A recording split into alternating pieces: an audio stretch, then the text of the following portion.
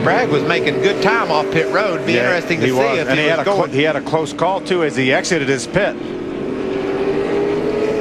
We'll take another look at what happened on pit road, but first let's take a look at why we are under this caution. Coming out of turn number 4, look for the gliding down on the apron. Just running all by himself. Did a nice job of keeping that truck down towards the bottom of the racetrack. What you love, Phil, is when a guy like Justin, a young cat like that, can make a mistake, spin his truck out, and not pay the ultimate price, which is packing it into the wall. Probably made a little bit of a bad decision here when he just jerks back up on the road, but at least he didn't have to pay for that mistake. He could learn from it. Ride with Travis Popple looking out the back. That's where you want to see. No caution yet. No caution. Out the back. That's where you want to see all the crashes. Right out the back. Caution is out. Caution's out. Now I'm interested to see if this cat was speeding or not, because he really made. Oh, very close call there with Justin Marks. Another close call, and then another close call. See him getting around the 30 truck. That was a pretty adventurous trip down pit road, wasn't it? Now, how could you expect him to look down at his tachometer and find out how fast he was going on pit road? He couldn't be doing that. He had too many things to look for. He knew he had to dodge some people, and as soon as he got that done, then he'd worry about how fast he was going. Second caution has come out here at Atlanta Motor Speedway. We'll be right back with the green. Welcome back. The American Commercial Lines 200 on speed continuing from Atlanta Motor Speedway, just a little south of Atlanta in Hampton, Georgia, at this super fast mile-and-a-half racetrack. 2 cautions thus far. A little breezy day here in Hampton, Georgia. How about an amazing run for Kyle Busch already in this race? Well, we're used to seeing it. Look, he goes down on the apron to pass David Starr and about 3 other trucks. He makes it 4 wide, uses the flat of the racetrack. Now he's going to go by about 3 or 4 trucks on the high side. And that's Chad McCumbee, a truck that qualified on the front row. Now this is a little bit of a scary incident for him. The 6 of Colin Brown thought he had a tire going down, so he was trying to make his way to the apron. Kyle was racing down there in the apron. They made a little bit of contact and caused Colin to get turned around, and then he made his way to pit road. NASCAR made the call to Kyle Busch and said, hey, Kyle, we'd appreciate it if you just calm down a little bit and go ahead and use the racetrack, too. We'd appreciate the racetrack where you're going to race. And that's when you saw him go all the way up to the top and pass everybody up on the high side. He said, how's that? That's much better. Colin, though, Colin Brown, his night is ruined now. He's a couple of laps down. He's not in a position to get the lucky dog back. He had a flat tire. He was doing exactly what he was supposed to do, get to the bottom of the racetrack. And Kyle had different plans, and their paths crossed, and Colin wound up spinning out. Meanwhile, Kyle has worked his way all the way up to the 4th spot now. And the green flag back in the air from Atlanta Motor Speedway. This is really going to be interesting because we've got Jack Sprague, who's had a top 3 truck, Ron Hornaday, who's had one of probably the 2 best trucks here, and then Todd Bodine has been in the top 5 the entire race, and there comes the 51 of Kyle down on the inside. Side by side for the lead as they go down the backstretch. And side by side for second, or for third, excuse me. Hornaday is able to make the pass. Here comes Kyle Busch, powering his way into turn number 3. Todd's going to try to follow. Look at that truck wiggle in front of him. Kyle Busch bouncing around, moves up into second. Todd Bodine trying to take third away. Got Mike Skinner coming along with Todd. Side by side. How about the names at the front of this field right now? Hornaday, Busch, Bodine, Sprague, Skinner, and Cook, the top 6. All hungry to get to that finish line first. Ron Hornaday now trying to hold off Kyle Busch once again. We've seen this at the beginning of the race, and now here, not even halfway through, and they're battling again. Ray Dunlap. Rick, I was curious what Michael and Phil think about these tire strategies. Of course, Kyle Busch and Ron Hornaday taking fuel only on this last round of pit stops. They were on pit road here right around lap 42, but a lot of other guys on the other end of my pits put on 4 tires or 2 tires. We see Terry Cook coming into the picture here in a minute. He put on right side tires. These guys could get in a long green flag run here and have absolutely no tires. They'll have them left for the end of the race, but what do you think of their strategy? Well, I think if you put tires on that first go round, then you couldn't put them on this go round because you would run out of tires. If the guys didn't put tires on the first round, then they could afford to put them on this round of pit stops because you only have 4 sets for this entire race. 1 on the truck when you start, 3 in the pits. We know that they've at least put 1 on. Ooh, great battle there. Terry Cook wiggles a little bit on the inside, so you don't want to get down towards the end of this race and run out of tires because they really matter here. And everybody was really comfortable with the tire wear. No one believed they had any tire wear problems. Then enter Johnny Benson. Yeah. He blows a right front tire and hits the wall. So now all of a sudden, instead of being overly confident you can run forever on your tires, you've got to think about that situation. But historically, the caution flag will fly again and again here at Atlanta. It's a big wide racetrack, but darn, there's not a lot of grip. Even the leaders are sideways. Yeah. What beautiful shots we're getting from the DirecTV blimp.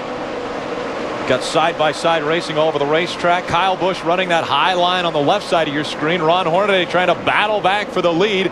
Then just behind them, you've got Jack Sprague on the high side. Terry Cook down below him. Then right behind that, 2 Toyotas battling side-by-side, Skinner and Bodine. See this great battle for the lead down here. You don't normally see guys battle that hard for the lead in a cup race on Sunday, Michael, because they know it's 500 miles, 325 laps here or whatever.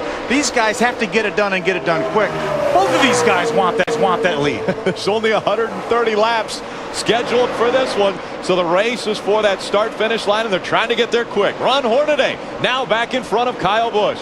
Jack Sprague has made the pass on Terry Cook, and it looks like Todd Bodine has just an edge over Mike Skinner as they go across the start-finish line. You know, it reminds me of bicycle racing. You know those bicycles when they're running around the velodrome or whatever? They're pedaling awful fast. Pedal up, but the guy in front, you know, is breaking the wind, and the guy in second can just pull out anytime he wants and drive by. That's what these two guys are doing, Hornaday and Kyle Busch. It looks like they just decide to run a little harder when the other one gets in front. Ron run Kyle down and passed him down on the bottom, and now Kyle is retaliating on top. Look at the run. He gets off turn 4. And remember, Kyle Busch had the hood up on the first stop where they were making some major adjustments to the chassis. Adam Alexander. And a guy to watch right now, the 59 of Ted Musgrave. He got the free pass after that early penalty, pitted for 4 tires and fuel at lap 43, restarted 24th, and check this out. He's battling for a spot in the top 10, going after Brendan Gaughan now for 11th in the running order. That's the good news. The bad news is Donnie Vaden, who's the shop foreman for Musgrave's team, was hit on that pit stop in the pit area. He was transported to the infield care center for further evaluation, but the 59 truck, as we expected, on the move. Nice move by the 8 of Chad McCumbee as we watched another lead change. Kyle Busch was able to get back by Ron Hornaday. They haven't kept the lead 2 laps in a row, I think, since we went back to green flag racing. It looks so evenly matched between these 2 trucks. I mean, one gets a good run, he's able to go by, it takes the lead. The other one stays up behind him until he gets a good run, then he goes by and takes the lead. Look at Kyle wobbling up there. He's one guy, he'll go to the lead wobbling, and when he gets the lead, he doesn't stop doing that. That thing is very loose in the corners, and that means that Ron can get runs on him when that thing gets a little bit sideways. This is what NASCAR... Ron got a little sideways right there. Did you see that, Michael? This is what NASCAR envisioned when they did away with some of the horsepower under the hood, that these guys could draft up and really race each other, and it's a lot of fun to watch right now. These two can't sort it out. These two have separated themselves by almost 3 seconds between what Kyle Busch has the lead over Jack Sprague, who's running 3rd right now. So a little difference between 1st and 2nd and 3rd in the rest of this field. We saw the 60 of Terry Cook right now riding behind that 5 of Mike Skinner. He lost a position or 2 just a few moments ago. Watch this. You see him right in the middle of that pack. He makes a nice run through the center of the corner. Gets real loose. Has to chase that truck up the hill. That allowed the 5 of Mike Skinner to get by. That's when he said, I'm getting a good run through the middle. I'm gaining on these guys. Oops. I know why now. I'm about to crash. And so, as Terry Cook grabs his breath, Matt Crafton right behind him. Eric Darnell, the number 99, currently running in the 7th spot. He's the highest scored Ford. Ford has never won at Atlanta Motor Speedway. Could tonight be the night? Well, Eric Darnell is taking the blue oval toward the front. Travis Buffalo, his teammate, moved back to the 10th spot. In front of the field, it's Kyle Busch and Ron Hornaday battling it out. Rick Wren watching. Our aerial coverage tonight brought to you by DirecTV. Your ticket to the most sports in HD high definition, as well as your ticket to Hot Pass. 1-800-DirecTV. Giving us some great shots from high atop Atlanta Motor Speedway. We continue with 69 laps remaining in this one. Not quite to the halfway point. 130 scheduled. Ron Hornaday has begun to check out on Kyle Busch. Just over a second now, the lead for Hornaday. Yeah, let's take a look and see how it happened. You see Kyle gets a little bit loose through the center, drifts up the racetrack, exiting the corner. Ron just gets a good run off turn 2, passes him down the backstretch, beats him down to turn number 3. And Kyle Busch has fallen off the pace that Ron Hornaday's setting. In fact, Jack Sprague has driven right up to the back bumper of that 51 truck. There you see our leader, Ron Hornaday, off turn 2.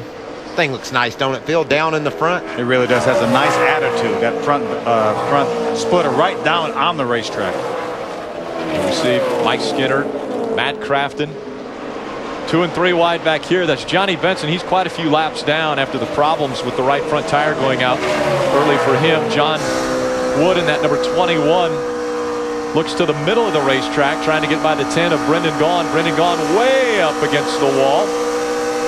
He goes through 3 and 4 and back into the quad oval.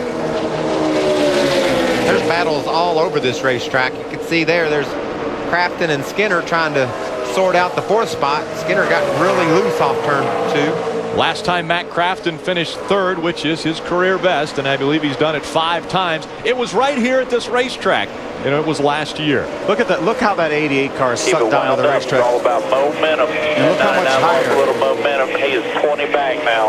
Look how much higher that 5 truck is right there. He's running conventional, Michael. We talked about the coil bind setup, which gets that front end down the straightaway.